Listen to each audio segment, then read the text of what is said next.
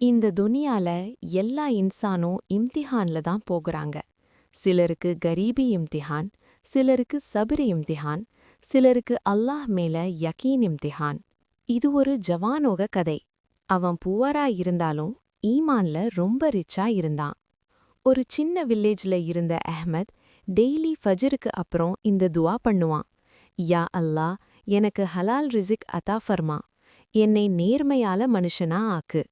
ஒரு நாள் சஃபர் போகும்போது ரோட்ல ஒரு தைல கிடைச்சுது. அதை எடுத்தபோது அஹ்மதோட மனசு பயந்துடுச்சு. தைல ஓபன் பண்ணின உடனே உள்ள தங்கம் காயின்ஸ் மின்னச்சு.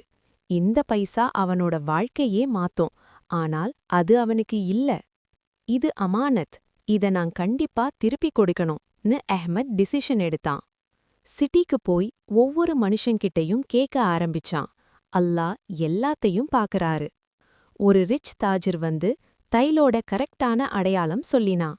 அந்த நிமிஷமே அஹ்மத் தைல அவன்கிட்ட கொடுத்தான். தாஜிர் சொன்னா, நீ வேணும்னா இந்த பைசா வச்சுக்கலாம். ஆனால் அஹ்மத் சொன்னா, எனக்கு அல்லாவோட ராஜா மட்டும்தான் வேணும். கொஞ்ச நாள் கழிச்சு அதே தாஜிர் அஹ்மதுக்கு ஜாப் கொடுத்தான். அல்லாஹ் நேர்மைக்கு அஜர் கொடுத்தார். யார் அல்லாஹ் மேல நம்பிக்கை வச்சிருக்காரோ அல்லாஹ் அவனை எப்பவும் தனியா விட்டு விடமாட்டார். யா அல்லாஹ், எங்களையும் ஈமானோட சபரோட வாழ ஆக்கு. ஆமீன்.